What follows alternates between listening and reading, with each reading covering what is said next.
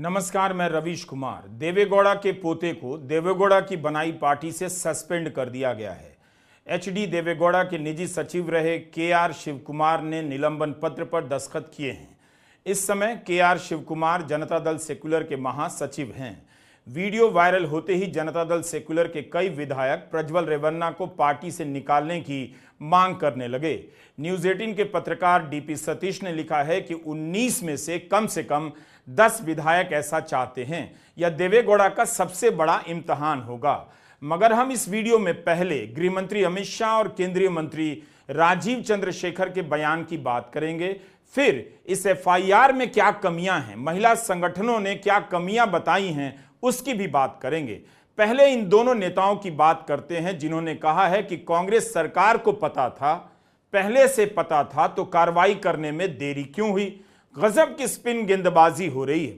सारी खबरें आ रही थीं कि बीजेपी के नेतृत्व को प्रज्वल रेवन्ना द्वारा की गई यौन हिंसा और यौन शोषण के बारे में महीनों से पता था, हजारों वीडियो थे। अब कांग्रेस सरकार के ऊपर दोष मढ़ दिया गया कि राज्य सरकार को पता था और कार्रवाई नहीं की गई। पहले हम बीजेपी के उस नेता देवेराजे गौड़ा का एक पुराना इंटरव्यू दिखाना चाहते हैं, जिन्होंने अपनी पार्टी को प्रज्वल रेवन्ना के बारे में पहले ही पत्र लिखकर बता दिया था। देवराजे गौड़ा ने मई 2023 में बीजेपी के टिकट पर प्रज्वल के पिता एचडी रेवन्ना के खिलाफ विधानसभा का चुनाव लड़ा, हार गए और तीसरे नंबर पर आए। मई में चुनाव हारने के 4 महीने बाद बीजेपी नेता देवेराजे गौड़ा वार्ता भारती के स्टूडियो में इंटरव्यू देते हैं। वीडियो 3 सितंबर 2023 को यूट्यूब में अपलोड हुआ है।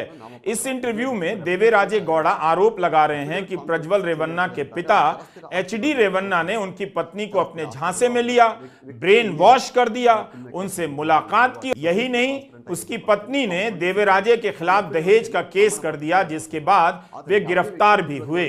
देवेराजे गौड़ा का कहना है कि रेवन्ना ने उनकी पत्नी का उनके खिलाफ ही इस्तेमाल किया। वे कहते हैं कि उनके पास अपनी पत्नी का भी वीडियो है।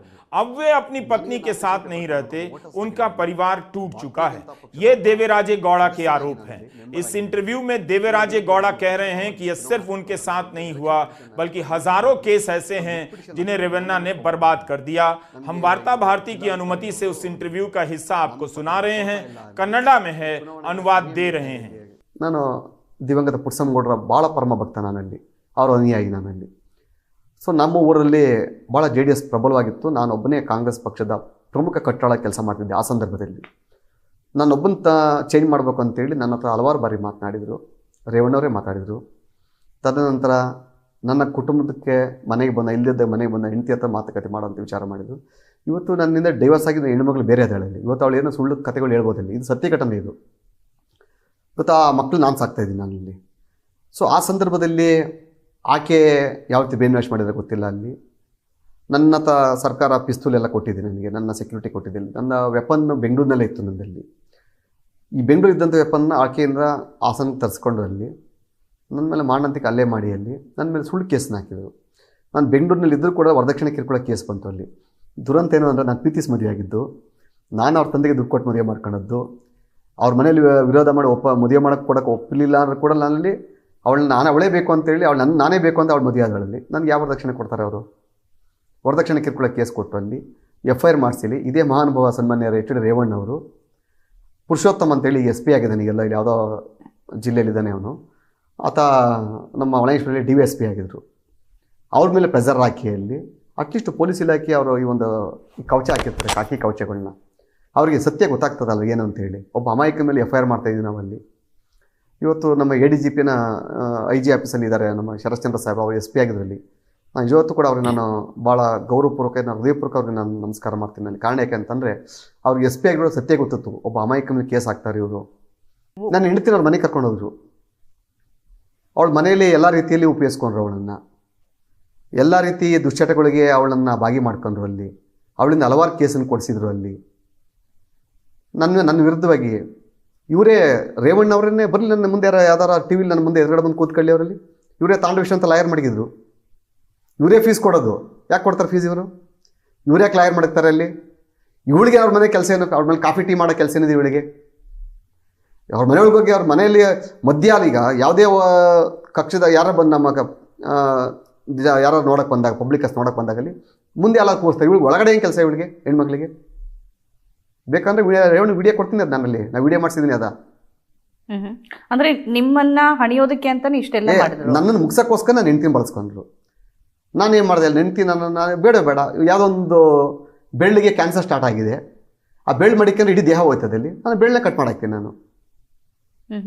ಅದನ್ನ ನೀವು ಚಾಲೆಂಜ್ ಆಗಿ ತಗೊಂಡ್ರಿ, ನನ್ನ ಸಂಸಾರ ಹಾಳಾಗಿದೆ. ಒಂದು ನೋಡಿ, ನಾನು ಇದು ನನ್ನ ವೈಯಕ್ತಿಕ ಸಂಸಾರ ಅಂತಲ್ಲ, ನನ್ನ ಹತ್ರ ಸಾವಿರಾರು ದಾಖಲೆಗಳಿದೆ. ಅದು ಬೇಕು ಅಂದ್ರೆ ನಾನು ಯಾವುದೇ ದಾಖಲೆಯಲ್ಲಿ ಯಾವುದು ಮಾತಾಡಲ್ಲ. बताइए बीजेपी का विधानसभा का उम्मीदवार कह रहा है कि एचडी रेवन्ना ने कथित रूप से उनकी पत्नी को झांसे में कर लिया, परिवार को बर्बाद कर दिया, हजारों केस की बात कर रहे हैं। इस इंटरव्यू के 3 महीने बाद दिसंबर 2023 में इसी देवराजे गौड़ा ने बीजेपी के प्रदेश अध्यक्ष बीवाई विजेंदर और भाजपा महासचिव बीएल संतोष को पत्र लिखकर वीडियो की जानकारी दी थी। क्या देवराजे गौड़ा एचडी रेवन्ना पर किसी और वजह से आरोप लगा रहे थे? इसकी भी जांच होनी चाहिए। लेकिन वीडियो वायरल होने और रेवन्ना के घर में काम करने वाली महिला के एफआईआर के बाद यह थ्योरी थोड़ी कमजोर लगती है। सवाल है कि जब देवराजे गौड़ा ने पत्र लिखकर पार्टी को बता दिया तब बीजेपी ने कार्रवाई क्यों नहीं की? इसके बाद भी बीजेपी ने जेडीएस के लिए वो सीट छोड़ी, प्रज्वल के लिए प्रधानमंत्री मोदी ने प्रचार किया। साथियों, मैं शुरू से एनडीए के उम्मीदवार श्री यदवीर कृष्णादत्त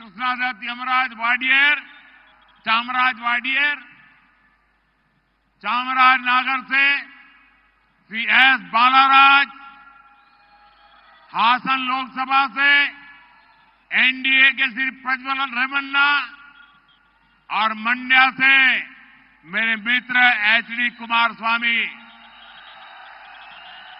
आने वाली 26 अप्रैल को इनके लिए आपका हर वोट मोदी को मजबूती देगा, देश का भविष्य तय करेगा। देवराजे गौड़ा ने आज भी वार्ता भारती को बयान दिया है। कहा है कि 7 महीने पहले जो इंटरव्यू में कहा था उस परिवार का चरित्र अब साबित हो गया है, सामने आ गया है। ये सारी बातें अब पब्लिक में हैं। क्या गोदी मीडिया के एंकरों को वार्ता भारती को दिए इस इंटरव्यू के बारे में पता नहीं? और अब जब पता चल जाएगा तो वे इस इंटरव्यू का क्या करेंगे, दिखाएंगे या नहीं दिखाएंगे? देवराजे गौड़ा जब 7 महीना पहले इंटरव्यू देकर ये सब आरोप लगा रहे थे तब यह मामला इतना बड़ा क्यों नहीं बना? बीजेपी ने तभी एक्शन क्यों नहीं लिया? लेकिन इसी देवराजे गौड़ा के एक बयान से बीजेपी उत्साहित हो गई और खबरें चलने लग गई। देवराजे गौड़ा का बयान आया कि ड्राइवर ने कांग्रेस नेताओं को पहले वीडियो दिया। खबरें चली कि कांग्रेस को पहले से पता था, सरकार को वीडियो को जानकारी थी, तब भी सरकार ने समय पर एक्शन नहीं लिया। यानी अब दोषी बीजेपी नहीं, कांग्रेस ज्यादा है। कुमारस्वामी ने भी कहा कि कांग्रेस ने वीडियो लीक कर पीड़ित महिलाओं की गरिमा का उल्लंघन किया। हेडलाइन बदल बदल कर मूल खबर से नजर हटाने की यह एक और कोशिश है। लेकिन प्रज्वल रेवन्ना के पूर्व ड्राइवर कार्तिक ने मीडिया में बयान दे दिया कि वीडियो उसी ने दिए और केवल बीजेपी के नेता देवराजे गौड़ा को दिए, कांग्रेस के नेताओं को नहीं। ड्राइवर कार्तिक ने कहा कि उसने देवराजे गौड़ा से मदद मांगी क्योंकि रेवन्ना परिवार उसे काफी परेशान कर रहा था, उसकी जमीन का टुकड़ा अपने नाम कर रहा था। देवराजे गौड़ा ने कार्तिक से इंसाफ दिलाने का वादा किया। कार्तिक ने कहा कि अगर मुझे कांग्रेस के पास ही जाना होता वीडियो देने के लिए तो देवराजे गौड़ा से इंसाफ क्यों मांगता? देवराजे गौड़ा ने दावा किया था कि कार्तिक ने उन्हें बताया है कि पेन ड्राइव डीके शिवकुमार को दे दी गई थी।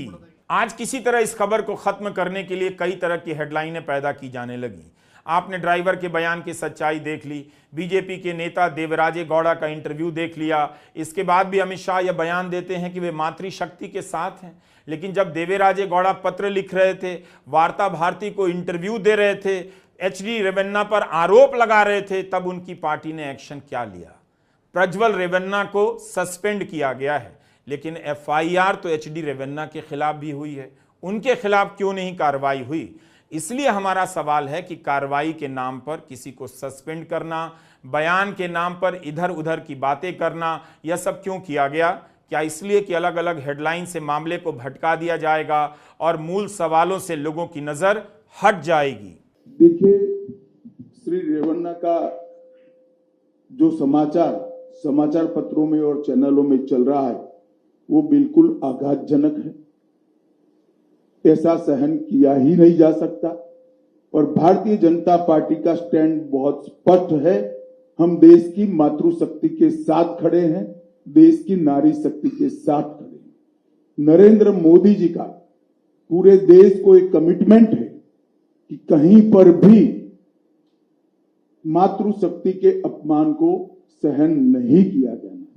परंतु कांग्रेस पार्टी जो हम पर आरोप लगाना चाहती है, मैं छोटी सी बात पूछना चाहता हूं, वहां सरकार किसकी है? सरकार कांग्रेस पार्टी की है। फेक वीडियो आपके ध्यान में ही होंगे क्योंकि टाइम पर रिलीज किए गए हैं। और अब तक कार्यवाही कांग्रेस पार्टी ने क्यों नहीं की? कार्यवाही हमने नहीं करनी है। ये लॉ एंड ऑर्डर का इश्यू स्टेट का इश्यू है। प्रियंका जी हमसे सवाल पूछ रही है, मैं प्रियंका जी को कहना चाहता हूं, नरेंद्र मोदी जी और मुझसे सवाल पूछने की जगह आपके मुख्यमंत्री उप मुख्यमंत्री को सवाल करिए कि आपकी सरकार क्या कर रही है, क्यों जांच नहीं हो रही है। इस प्रकार की घटनाओं को सार्वजनिक जीवन में, समाज में या निजी तौर पर कहीं पर कोई स्थान नहीं होना चाहिए। कठोर से कठोर कदम उठाने। अमित शाह ने कांग्रेस सरकार से सवाल पूछा, अभी तक क्या कार्रवाई की गई, क्यों देरी हुई? यह सवाल पूछने से पहले अमित शाह को बता देना चाहिए था कि केंद्र सरकार ने अब तक क्या कार्रवाई की है। प्रज्वल रेवन्ना को विदेश से भारत लाने में यही बता देते कि प्रज्वल को किसने भगाया, प्रज्वल कहां भागा हुआ है, पता बीजेपी को था या नहीं? पत्र के जरिए, देवेराजे गौड़ा के जरिए पता तो था। इसके बाद भी दिसंबर महीने में देवेगौड़ा परिवार को दिल्ली बुलाया जाता है। देवेगौड़ा का पूरा खानदान परिवारवाद समेटकर प्रधानमंत्री मोदी के सरकारी निवास पर आता है, जहां प्रधानमंत्री ने परिवारवाद के सबसे बड़े प्रतीक का खूब स्वागत किया। क्या तब भी प्रधानमंत्री नरेंद्र मोदी को नहीं पता था कि प्रज्वल का रिकॉर्ड क्या है, एचडी रेवन्ना का क्या रिकॉर्ड है, बाप बेटे का क्या रिकॉर्ड है? यहां तक पहुंचने के अपने नियम कायदे तो होते होंगे, छानबीन की प्रक्रिया भी होती होगी। क्या तब भी किसी ने, आईबी ने, खुफिया विभाग ने प्रधानमंत्री को अलर्ट नहीं किया कि प्रज्वल रेवन्ना, एचडी रेवन्ना का यहां आना ठीक नहीं, दोनों का रिकॉर्ड ठीक नहीं? उस दिन तो प्रधानमंत्री ने बड़े हर्ष के साथ फोटो ट्वीट किया, एक ही परिवार के 3-3 नामों के आगे जी लगाकर आभार प्रकट किया। प्रधानमंत्री मोदी ने प्रज्वल के पिता एचडी रेवन्ना जी को भी टैग किया। अब इनके खिलाफ भी आरोप लग रहे हैं, मगर प्रज्वल रेवन्ना को उन्होंने टैग नहीं किया। आरोप बाप पर भी है, एचडी रेवन्ना पर, मगर उनके खिलाफ कोई कार्रवाई क्यों नहीं हुई? एफआईआर में भी एचडी रेवन्ना का नाम है। मीडिया की रिपोर्ट के अनुसार प्रज्वल रेवन्ना खुद ही वीडियो बनाता था, अपने लैपटॉप में सेव करता था ताकि वो ब्लैकमेल कर सके। अभी बिल्कुल कोई अंदाजा नहीं कि यह आदमी वीडियो बनाकर किस किस काम के लिए ब्लैकमेल किया करता था। प्रज्वल रेवन्ना लगता है लंबे समय के लिए भाग गया है। अगर यह भागा नहीं होता तो ट्वीट कर सकता था, मगर इसका ट्विटर हैंडल सूना पड़ा है। हालत यह है कि सवाल प्रधानमंत्री से हो रहा है, जवाब गृहमंत्री दे रहे हैं। प्रधानमंत्री से पूछा जा रहा है कि उन्हें प्रज्वल के बारे में जानकारी थी या नहीं, उन्होंने 14 अप्रैल को प्रज्वल के लिए वोट क्यों मांगे, क्यों प्रचार किया? कर्नाटका की मंत्री लक्ष्मी हेबलकर ने कहा है कि अमित शाह को भी प्रज्वल के मामले की जानकारी थी। उन्होंने दावा किया है कि जब अमित शाह की मैसूरू में रैली हुई तब पूर्व विधायक प्रीतम गौड़ा और आरटी रामास्वामी ने उन्हें मिलकर इसकी जानकारी दी थी। जेडीएस से गठबंधन के लिए मना भी किया। तब अमित शाह ने क्या किया? अमित शाह को लक्ष्मी हेबलकर के आरोपों का जवाब देना चाहिए। बीजेपी के नेता अचानक से कहने लगे हैं कि महिलाओं के खिलाफ अत्याचार के मामले में जीरो टॉलरेंस की नीति अपनाई जाती है। यह बयान केंद्रीय मंत्री राजीव चंद्रशेखर ने दिया है। मतलब यह भी अजीब है, लोगों ने देखा ही है कि जब बीजेपी के सांसद ब्रजभूषण सिंह पर महिला पहलवानों ने यौन उत्पीड़न के आरोप लगाए, तब बीजेपी ने और प्रधानमंत्री मोदी ने इस कदर जीरो टॉलरेंस की नीति अपनाई कि हताश होकर आरोप लगाने वाली महिलाएं ही कुश्ती छोड़कर चली गईं।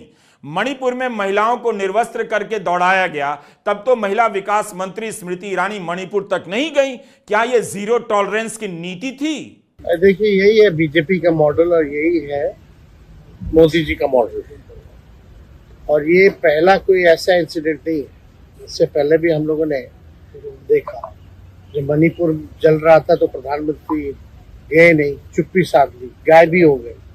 जब महिला पहलवान के साथ शोषण हो रहा था, जब वो धरने पे बैठी हुई थी और उन्हीं के सांसद जो है इस तरह का काम कर रहे थे, तो उस पर भी प्रधानमंत्री जी ने चुप्पी साधी, कुछ नहीं बोला। और जब ये हुआ है, लगभग 2500 महिलाओं के साथ शोषण का आरोप लगा है, जो इतना बड़ा स्कैंडल हुआ है, इनके कुछ दिन पहले ही प्रधानमंत्री जी प्रचार में गए हुए थे और वो जो है अब फरार पाए जाते हैं, पता चलता है कि विदेश चले। तो ये दिखाता है कि प्रधानमंत्री जो है इनका विकास का क्या मॉडल है।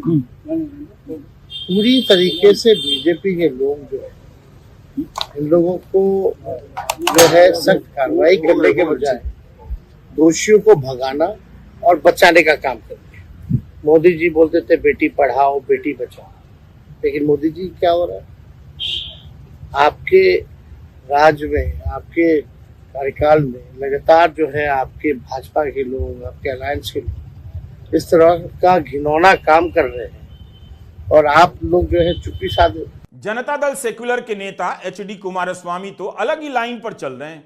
उन्होंने कहा कि इस वीडियो का इस्तेमाल कर उनके परिवार का नाम खराब किया जा रहा है। यह बात तो तब सही होती जब वीडियो फर्जी होता। अगर वीडियो खुद प्रज्वल ने बनाए हैं, हरकतें उसने की है, तो फिर परिवार का नाम प्रज्वल ने खराब किया या विपक्ष ने?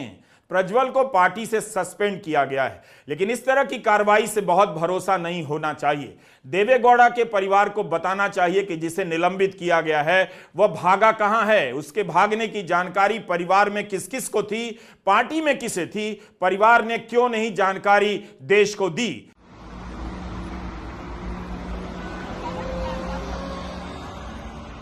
यह बर्लिन है, 29 अप्रैल का यह वीडियो है। हैरानी की बात है कि गोदी मीडिया का कोई पत्रकार अभी तक जर्मनी नहीं पहुंचा और प्रज्वल की खोज नहीं कर रहा है। उससे भी हैरानी की बात है कि विदेशों में भारत के राजदूतों के बयान नहीं आ रहे हैं। आयरलैंड के अखबार में नरेंद्र मोदी के बारे में कुछ लिख जाता है तो वहां के राजदूत ने अखबार को लंबा चौड़ा पत्र लिख दिया और पत्र में मोदी मोदी कर दिया। तो जर्मनी के राजदूत का बयान क्यों नहीं आ रहा है? यही सांसद अगर विपक्ष का होता तो तमाम दूतावासों से बयान आने लग जाते। इस बीच आप दर्शक अपने स्क्रीन पर बर्लिन की इन खूबसूरत तस्वीरों का आनंद मत लीजिए, बल्कि उन तमाम महिलाओं का ख्याल कीजिए जो इस वक्त प्रज्वल के कारण भयंकर तनाव में होंगी। सोचिए कि इतने दिनों से यह सांसद ऐसी हरकतें कर रहा है, इसके बाप पर भी कथित रूप से ऐसे आरोप हैं, एक भी औरत सामने आने की हिम्मत नहीं जुटा सकी। इनका आतंक कितना भयंकर होगा। क्या उसका किसी पत्रकार पर भरोसा नहीं रहा होगा? क्या उन महिलाओं का किसी एंकर पर भरोसा नहीं रहा होगा? क्या उन महिलाओं का किसी अखबार के संपादक पर भरोसा नहीं रहा होगा? किसी पुलिस अफसर पर भरोसा नहीं रहा होगा? समाज पर भरोसा नहीं रहा होगा? यह कितना भयानक है कि वे चुप रह गईं। उनके साथ लंबे समय तक कितना गलत होता रहा। उनके चुप रह जाने के इन कारणों पर सोचिए, अफसोस भी कीजिए कि पता नहीं कितनी महिलाएं इस वक्त मानसिक रूप से टूट चुकी होंगी और भारत के पूर्व प्रधानमंत्री का पोता और हासन लोकसभा से उम्मीदवार जर्मनी की सुख सुविधाओं का आनंद ले रहा होगा, यहां की स्प्री नदी के तट पर मछली पकड़ रहा होगा। प्रज्वल कहां है? अभी तक इसके बारे में भारत सरकार ने क्यों नहीं पुष्ट घोषणा की है? कि आज कर्नाटका में एक बहुत बड़ी बात निकली है कि उनके साथ जो मंच पे खड़े थे, जिनके लिए मोदी जी ने वोट मांगा, उन्होंने हजारों महिलाओं के साथ दुष्कर्म किया, हजारों महिलाओं के साथ। मैं पूछना चाहती हूं मोदी जी क्या कहते हैं इसके बारे में? क्या कहते हैं हमारे प्रधानमंत्री इसके बारे में? हमारे गृह मंत्री क्या कहते हैं इसके बारे में? कुछ समय पहले 3 दिनों के लिए मैं अपनी बेटी से मिलने गई। प्रधानमंत्री जी, गृह मंत्री जी बोलने लगे कि प्रियंका गांधी विदेश में गई है। जहां मैं जाती हूं इनको पता चल जाता है, जहां विपक्ष के नेता जाते हैं इनको पता चल जाता है। लेकिन इस तरह का अपराधी, इस तरह का राक्षस इस देश को छोड़ के चले जाता है और इनको पता नहीं चलता। हम कैसे यकीन कर सकते हैं इस बात पर? सब चीज, हर जानकारी इनके पास जाती है। सब नेताओं पे ये ध्यान रखते हैं कौन कहां जा रहा है, क्या कर रहा है। और इतना बड़ा अपराध करके इनके नाक के सामने कोई देश से भाग गया और ये कुछ नहीं कह रहे हैं। देखिए बहने, इनसे जवाबदेही मांगिए, इनसे जवाबदेही मांगिए, इनसे सवाल उठाइए। इनकी हिम्मत नहीं होनी चाहिए, मोदी जी की हिम्मत नहीं होनी चाहिए कि किसी के मंगलसूत्र के बारे में बात करें जब तक ये अपराधी वापस नहीं आएगा। कांग्रेस सरकार ने एसआईटी का गठन कर दिया है, लेकिन अभी तक एसआईटी की प्रेस कॉन्फ्रेंस नहीं हुई है, तो पता नहीं है आधिकारिक रूप से प्रज्वल रेवन्ना के कितने वीडियो हैं। कांग्रेस कहती है 3000 वीडियो हैं, बीजेपी के नेता भी यही संख्या बताते हैं। सरकार को बताना चाहिए, एसआईटी को बताना चाहिए कि प्रज्वल ने कुल कितनी महिलाओं को प्रताड़ित किया है, कितनी महिलाओं के साथ कथित रूप से यौन हिंसा की है, यौन शोषण किया है, और कितनी महिलाओं के साथ कथित रूप से बलात्कार किया है। एक ही एफआईआर हुई है। जिस महिला ने एफआईआर दर्ज कराई है वो प्रज्वल के घर में काम करती थी। यह तस्वीर 15 अप्रैल की है। 14 अप्रैल को मैसूर में प्रधानमंत्री की रैली हुई। उसके अगले दिन होले नरसीपुर में बीजेपी और जेडीएस के कार्यकर्ताओं का संयुक्त सम्मेलन हुआ, उसी की यह तस्वीर है। इस फोटो में बीजेपी के प्रदेश अध्यक्ष बीवाई विजेंदर और प्रज्वल बैठे हैं। प्रज्वल ने भी बीजेपी का गमछा पहना हुआ है। प्रज्वल रेवन्ना ने खुद इस फोटो को ट्वीट किया है। हमारा सवाल है, दिसंबर 2023 में ही बीजेपी के नेता देवराजे गौड़ा ने बीवाई विजेंदर को पत्र लिखकर बता दिया था कि करीब 3000 वीडियो हैं, इसकी जांच होनी चाहिए। तो 15 अप्रैल को जब बीवाई विजेंदर इस तरह से प्रज्वल के बगल में बैठे हैं, तब क्या उन्हें यह सब याद नहीं रहा होगा कि यह उम्मीदवार कैसा है? बीजेपी के प्रदेश अध्यक्ष को बताना चाहिए कि जब देवेराजे गौड़ा ने इसके वीडियो के बारे में बताया तो उन्होंने पार्टी में और किस किस नेता को बताया और क्यों नहीं कार्रवाई की। बीजेपी का प्रदेश नेतृत्व इस सवाल से बच नहीं सकता और ना केंद्रीय नेतृत्व, क्योंकि देवेराजे गौड़ा ने वही पत्र बीजेपी के राष्ट्रीय महासचिव बीएल संतोष को भी भेजा था, तो दिल्ली को पता था। फिर इन लोगों ने वीडियो को लेकर कार्रवाई क्यों नहीं की? 4 अप्रैल के हिंदू में छप चुका था कि भाजपा के कार्यकर्ता प्रज्वल रेवन्ना के लिए प्रचार नहीं करना चाहते हैं। उस दिन बीजेपी के अध्यक्ष बीवाई विजेंदर ने कहा कि भाजपा के सभी कार्यकर्ताओं को प्रज्वल रेवन्ना के लिए प्रचार करना होगा। बीजेपी के पूर्व एमएलए प्रीतम गौड़ा को भी प्रचार करना होगा, क्योंकि रेवन्ना अब एनडीए के उम्मीदवार हैं। 4 अप्रैल की यह खबर आपको बताई। अब इन तस्वीरों को देखिए जो 6 अप्रैल की हैं, जिस दिन बीजेपी अपना स्थापना दिवस मनाती है।